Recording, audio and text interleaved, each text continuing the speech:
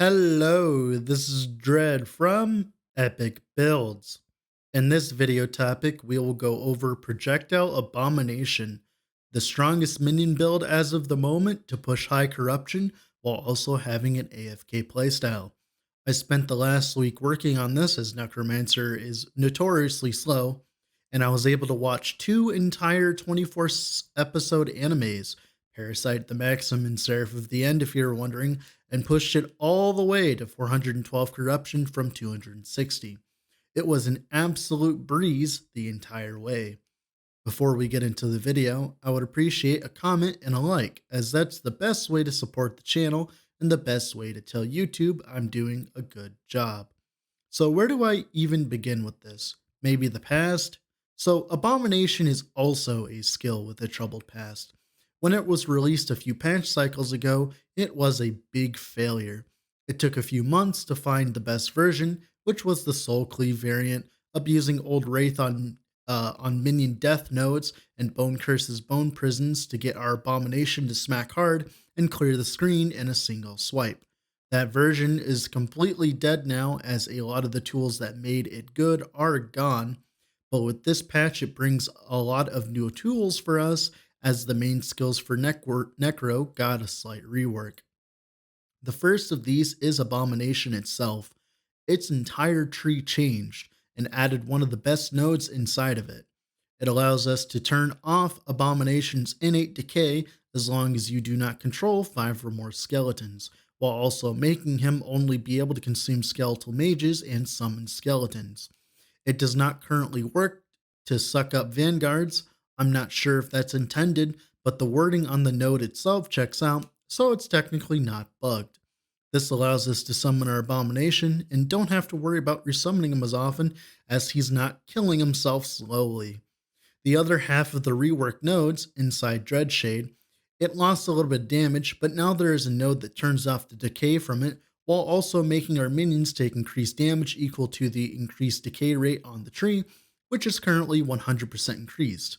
It's definitely a fair trade-off, as Abomination has so much health, most mobs don't even put a dent on his HP bar.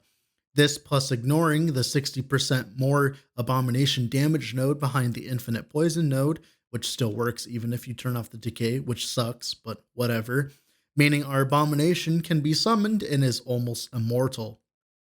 The last part is the nodes that allow Abomination to spam projectile attacks.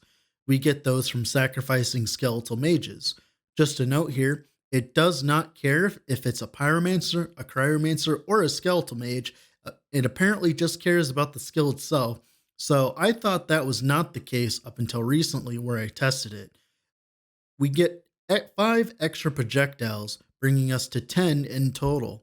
Normally, this isn't good enough due to it being on a 6-second cooldown, but the Necromancer has access to insane minion cooldown recovery speed idols, bringing it all the way down to like 2.5 seconds, which is good enough to clear trash.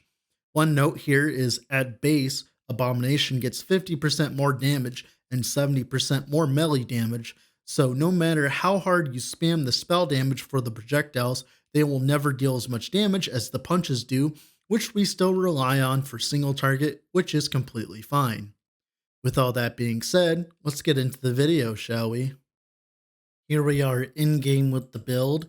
So we're going to go off with the summoning ritual. So put it simply, we just summoned 5 skeletal mages, and then we summon all of our skeletons, which usually gets up to 10 because we have 10 of them. Now we have one node inside of the skeleton tree that gives us 40% chance to resummon a skeleton after 3 seconds, which if you get very lucky can equal into a lot more skeletons for your Abomination consuming. So I can show you here. We'll just start summoning our Abomination here. It's really laggy. That's so weird. All right, and our Abomination summoned. As you can tell, our skeletons are resummoning. So we don't want any extra minions because they can steal our buffs when we right click. So I will show you. So how we get rid of our minions is just doing this real quick. It's okay. You don't have to do this very often, like resummon them very often, mainly just in between play sessions and stuff. and I like to summon them for bosses and stuff like that.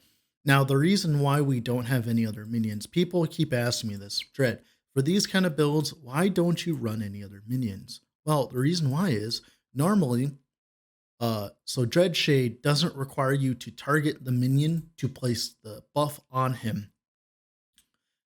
All you got to do is just right click anywhere on the screen and it will go to your nearest minion and give the buff to him. Now, if you have other minions, they will steal the buff, meaning that having extra minions isn't worth it, especially since they don't really deal much damage anyways, at least in comparison to our Abomination. Same thing applies to, I think you have to actually target him for Infernal Shade, which is like whatever. But yeah, mainly for Dread Shade, that's the one you have to keep up. And since it does not decay his health anymore, he is pretty much immortal.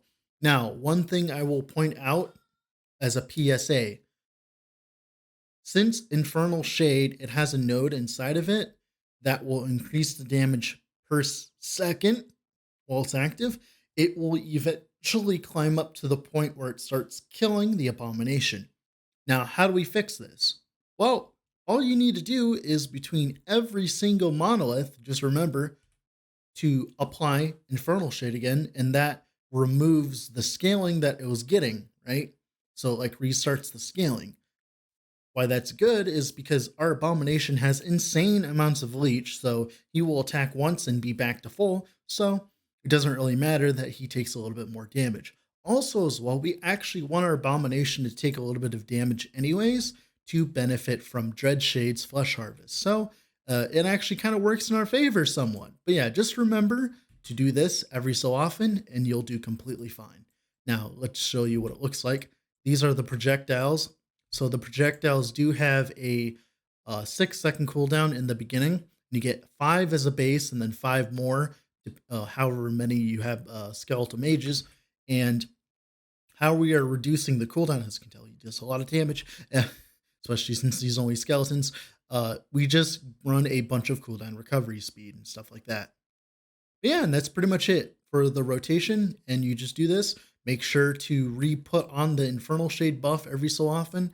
And and of course, you got to do the Dread Shade buff every like 40 seconds it is. To be honest, since it does not apply in infinite poison anymore, you can literally just run through monoliths holding right click and it will just automatically always keep the buff up for you. So you don't have to give a shit about that. Just remember not to summon your skeletons or mages. Technically, if you really want to, since he is pretty much infinite, as long as you remember to rebuff him with Infernal Shade every monolith, you can actually run stuff like Transplant and Transplant around.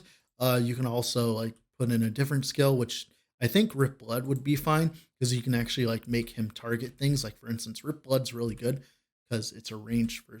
Oh, really? Huh. Well, I guess you can't do that. So yeah, apparently he does not have the AI to do that. So a lot of the other minions this patch, I think that's what they were talking about, how it's bugged. All the other minions this patch, it's like bugged. So he's supposed to attack, but he didn't there, which is like whatever. But yeah, you can put on Transplant and Transplant around. Of course, you don't have to worry about him dying in a monolith. I pushed all the way up to 400 plus corruption, and he has not died a single time to almost anything. He literally kills everything, and like there's no issues. Like he is literally immortal in 400 corruption, mind you. Like absolutely nuts. I've not seen him die once, except for one time when I accidentally let the Infernal Shade last too long, which why I had to learn how to fix it. Doing that. Yeah, while he attacks the dummy here, we're going to talk about skills. So for the first skill, we're going to talk about Abomination. So we take 3 points travel into Domination, just a nice 24% more damage. 1 point into Age of Undeath. This is the node I was talking about in the intro. It's only 6. I would guess I was wrong. But yeah, summon skeletons, summon mages, only consumes them, so you can't consume anything else. And if you control 6 or more of them, he will start decaying his health, which doesn't really matter because, like I said before, with the Infernal Shade and Dread Shade thing, you really do not want other minions with this build because it steals your Dread Shade buff. So that's actually to our advantage. We don't really give a shit about that, so we just use it for summoning. Now, then, of course, 5 points to Engorgement. Your Abomination deals more damage for each minion consumed to create it. This is where all your damage is coming from. So at base, we have 10 regular skeletons, and then 5 skeletal mages. So let's go over that real quick. We have +1 from our chest. We have +1 from our mastery for skeleton, +1 skeletal mage from our mastery, +1 skeleton here, +1 skeleton here, 3 skeletons inside the tree, 1 skeleton inside the mage tree, and of course, 1 skeletal mage at the top here. Now, this is on top of however many we get from the resummon. Obviously, it has to happen within that 3-second period, but it's just a few extra minions, which is really strong for us. But yeah, this is a large amount of damage. Last time I calculated, it's like 250% more damage. It's insane. This is an insane node. It makes this build function. But yeah, then 5 points into Epicurean, damage per minion type consumed. We have skeletal warriors, skeleton archers, skeleton rogues, skeletal mages, skeletal pyromancers, and skeletal cryomancers. So that's 6. So this is giving you 180% more damage, which is nuts. Uh, if you want more single target damage, what you can do is take 1 node outside of Epicurean, 1 node outside of Engorgement, and then probably, yeah, that should be it. Yeah, 1 node out of each of them and give your Abomination more attack and cast speed. But I found in general, this is not really worth it since your projectile attack, which is the thing you really care about, right? It is on a 2.5-second cooldown. You don't really care about it having extra attack speed. But yeah, this would work for us because we do have more than 5. We have 6, in fact. So this would work technically, but like it doesn't really matter, I found. Obviously, like I said, if you want to speed up single target, that's how you do so. Also, one thing to note, he is locked in animations when you do like have like the problem is he is locked in animations. I did forget 1 node. I did forget this node actually. You should probably be running this, yeah. So yeah, I am not running Blind Fury, so ignore me on that. Yeah, continuing on with Abomination, I would take 2 points travel into Hulking Mass, 1 point travel into Stitched Flesh travel. The two points in this is really nice with the more health. 1 point into Consume. This makes it so anything he does is leech his life, which is nice on top of all the other leech he has. 3 points into Quick and the Dead. The health decay does nothing for us because he is infinitely, surviving, which is nice. More damage is better. Then 1 point into Corrupt Palate. This makes it so it summons Devouring Souls. This is the souls you see. They are exactly like Hungering Souls in a way where they just target enemies and apply a damage over time thing. The damage over time is literally minimal, as you can tell there. It does like very, very small amounts of damage. Doesn't really matter for us because it's the hit damage that matters. Like I said, it has a 6-second cooldown, but we're bringing it down. And of course, 1 point into Frightful Feast so that we get an extra 1 per skeletal mage, which is 5, which is nice because it gives us a lot of clear speed that we normally would not have with this kind of build because of just the way Abomination works. But yeah, that's pretty much it for Abomination. I have a +2 and I have a +1 from Thorn Slinger. You could get a +1 from this curse set. If you were to get a +1, you'd put it in the attack and cast speed, or the double strike, or the health. And then, of course, if you get an ominous, you could obviously put it into, like I said, the attack and cast speed. But yeah, that's pretty much it for the Abomination tree. Now for Dreadshade, we take 2 points travel into Spectral Presence, then 1 point into Lone Watcher. So it makes it so our Dreadshade no longer drains health, but it makes it so our health drain increased damage taken, which is 100% because of this node, which is fine because Abomination is so tanky. Increases the duration all the way up to 40 seconds and makes it so we only have 1 maximum Dreadshade. This is why we don't want other minions, because if we accidentally place our buff on a different minion, guess what? We're screwed over for 18 seconds. So we definitely do not want to run other minions with this node. Now, 3 points into Dying Coven for the increased attack and cast speed. The attack speed is nice for single target, and the cast speed helps free up the animation, as you can tell there. It's very long if you have no cast speed, by the way. Very, very, very long, so you definitely want some cast speed. Of course, when you grab this node, it'll be instant, pretty much.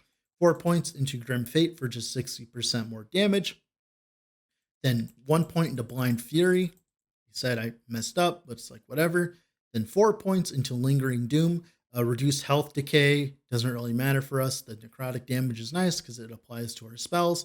Same thing with the plus 10 here as well. And the increased damage, 1 point for All for One, so that we get 60% more damage. We don't get benefited from our from our abomination, but we don't need to. Then 1 point into Egoism for it, so that minions always crit. Although they nerfed it this patch, it went from 6-second cooldown to 18-second cooldown. Thank you, EHG, for that. Pernicious Pact here. This is the node that I was talking about before.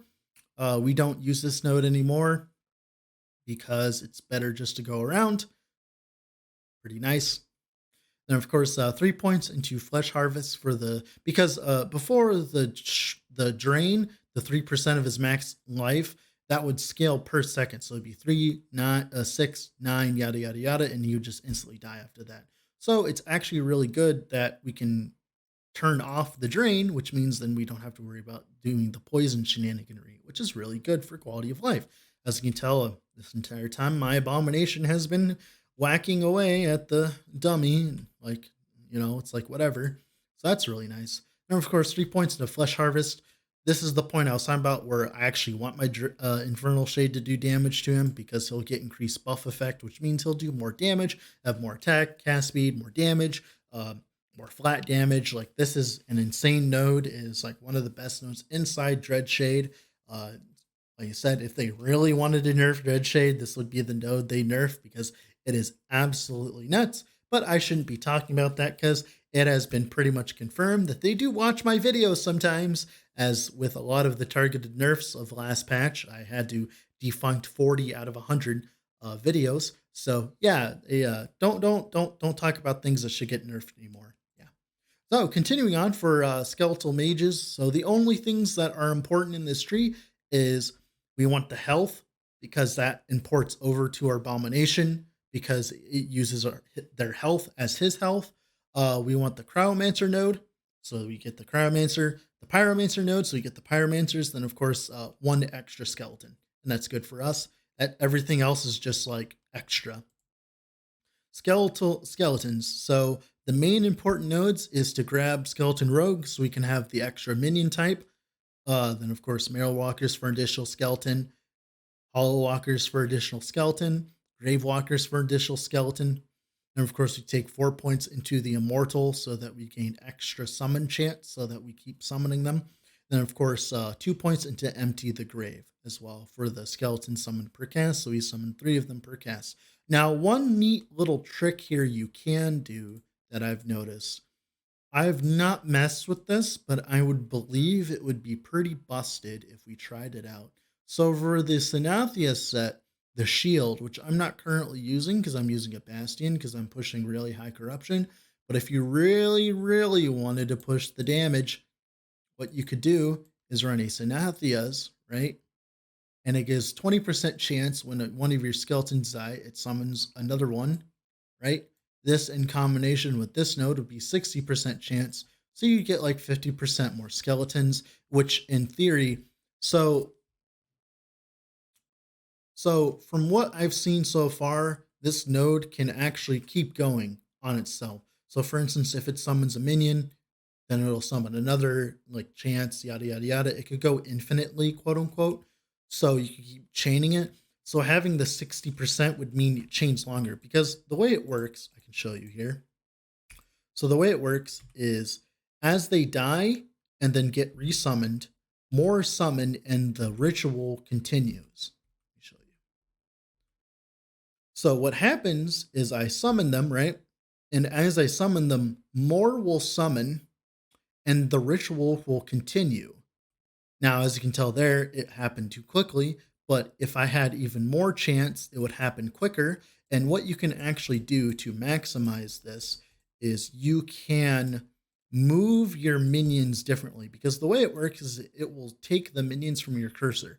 So if you summon all of your skeletal minions over here, and then you summon your skeletal mages over here, what will happen is your abomination will consume these first, and then it will start consuming these. And by the time it's done consuming these, the 3 seconds will pass, which will summon even more skeletons, yada, yada, yada, which will start a chain, which will create even more skeletons, yada, yada, yada. So that's why Sinathias, in theory, could be really broken. So I don't have one right now because I didn't think it would be a good idea to pick one up, which dumb dread, right? But yeah, so this is how it would work. So hold down the button. As you can tell, it goes around my cursor first, and then it starts summoning the mages. And then as the minions are being summoned, it starts sucking them up, right? And that will increase the length of the ritual. But since he's immortal, you don't really care about the length of the ritual. And also, as well, he gets more skeletons inside of him, which means he will do more damage, which is really good. So Sinathias could actually be really, really good, which I don't have because I'm stupid. Yeah. Other than that, let's continue on. Infernal Shade. This is your stereotypical Infernal Shade setup. Like I said, this node can kill your Abomination if you're not careful. We're just mainly using it for the movement speed from this, and of course the haste, because the faster he moves between packs, the better. But yeah, that's pretty much it for the skills. Now for the passives here. This is your same setup you always run on Necromancer. 8 points into Forbidden Knowledge for the resistance, 5 points in Dark Rituals for the cast speed for our minions. We don't really care about this because we don't do much other than run around, so it doesn't really affect us.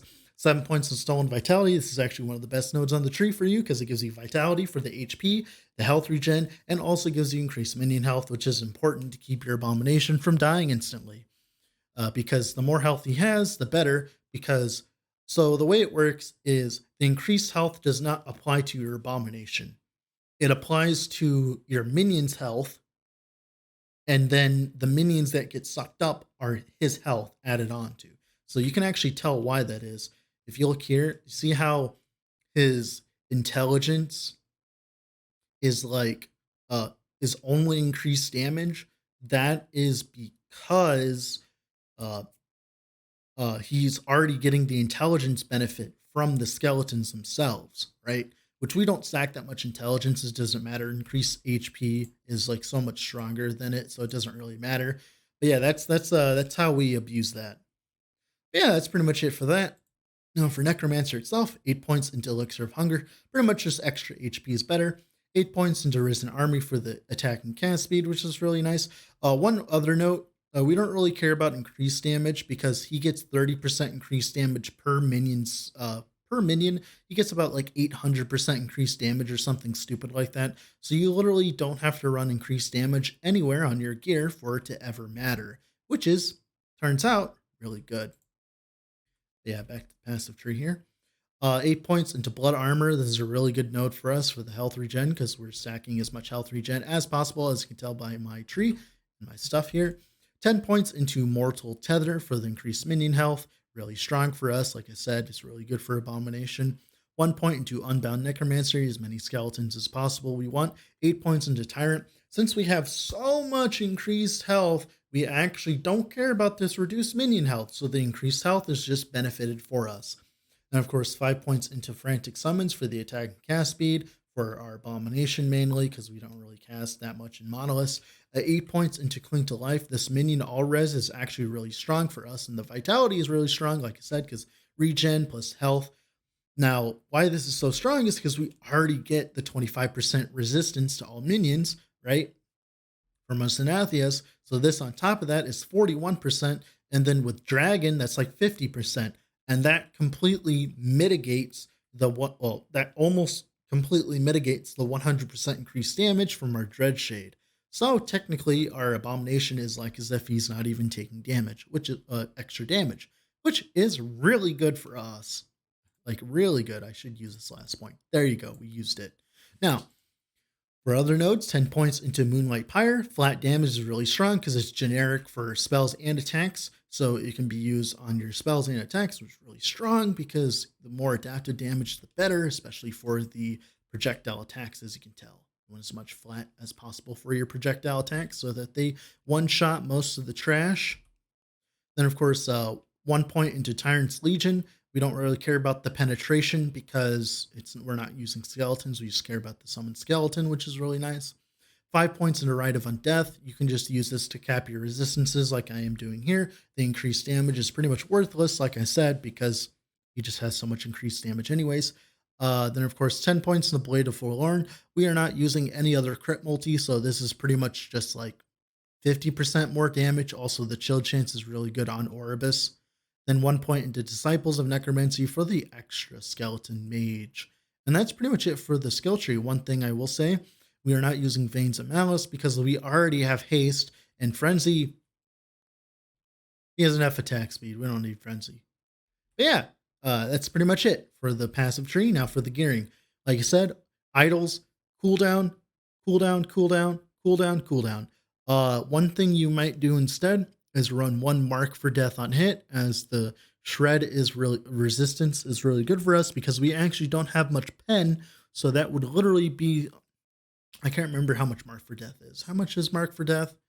It's like 25. It would literally be 25% increased damage. So yeah, Mark for Death would be really strong. But other than that, yep, cooldown. As much cooldown as possible. This is your best setup for cooldown. This is 140% cooldown. While if you ran all 4 of these, it'd be 120%. Yeah, and which is like what it's like 132 versus like 140 whatever percent. Yeah, for the helm, this is your perfect helm. Other than that mana, could be either increased minion health or it could be like something else. I believe I don't know exactly. Probably increased minion damage at this point because we have so much minion health. I found that where I'm at right now, 887 is plenty, and on my tree I have even more, and the planner. So I think increased minion damage could do fine there. You do not want a death mask. You want a the other one, the one with the 15 adaptive spell damage for minions. That's what you want. It'll make your your things do a lot more damage, which will be really nice. Also, look at this. I'm actually dealing damage to the training dummy. What the heck? But yeah, so yeah, you want Ivory Mask instead. This amulet is pretty much perfect. Res HP, minion health, minion damage. That's what you want later. Resistance is really nice. Synathias, this is not required.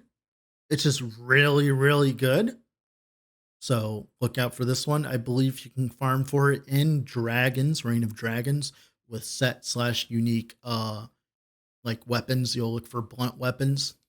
Then for the shield, Bastion of Honor, this is not required. You could just run a regular shield with block chance and stuff. In certain situations, it might even be better. In certain situations, especially thanks to Synathias, it would even be even more better. I'm just using Bastion of Honor because I have one and I like to flaunt it.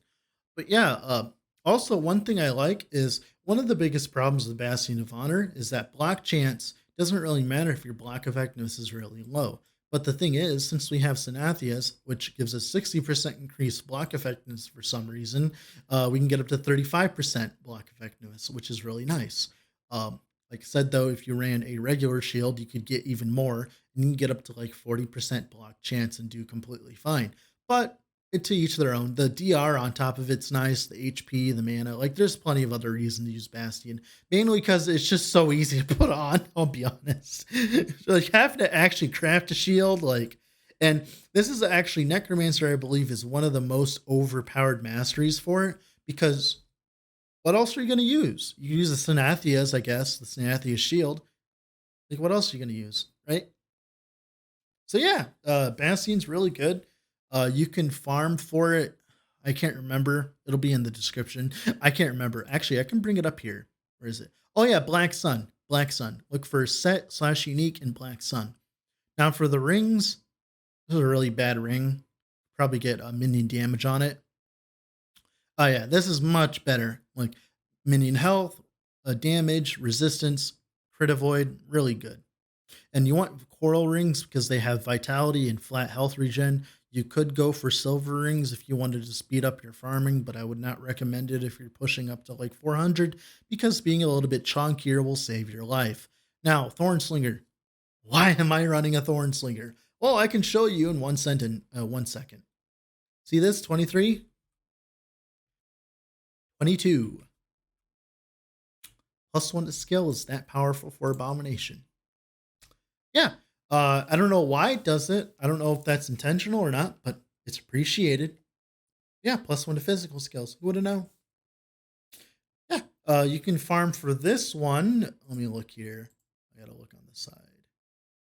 You can farm for it in Fall of the Empire, which you're probably not going to do because it's on this side, and Fall of the Empire is all the way over here. But this belt, don't worry, it's very common. It starts dropping at level 12. You'll eventually get one. It's not mandatory. You could run one with like just HP and stuff, and minion health and minion damage, which I think I did for a while, or cleanse, either way. Like, it doesn't really matter. You don't technically need this. You could take like 1 point outside of Epicurean or Engorgement or whatever and do completely fine. I'm just doing it because it's funny and it works and it's a lot of damage.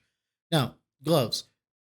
I like this. Needs minion damage, some minion health. Other than that, it's perfect. Other than the fact, so since we're kind of like sharing between health regen and increased health, which is nice for us because we want as much health as possible. Also, I didn't talk about the chest. +1 to max skelly. You don't need a T5. You just need a T1. Minion health, obviously, increased health and health regen. You could also obviously run endurance or cold res. Either one saves you a suffix, which is nice. This is pretty much perfect for you though, for your build. Like if you're playing this is perfect for you. Boots, absolutely perfect. I dropped this while farming shamans, which was really cool. I really love this pair of boots. One of the best boots I've ever crafted, other than the other one with like the exalted whatever. But this is amazing for health regen builds, which there are a few of. But yeah, this is an insane pair of boots. My relic, you just want +2 abomination and whatever else you can get on it, mainly resistance. But yeah, you can always take some cooldown off here and then like run some resistance idols or whatever if you really need to, or you could run a rare shield with resistances on it. So like if you're struggling on resistances, there are ways of dealing with it. Also, this has been on here for so long and he's still not dying. Oh my god. Yeah, Immortal Abomination, everybody. But yeah, that's pretty much it for the gearing today. That's been everything. And I hope you guys enjoy the gameplay.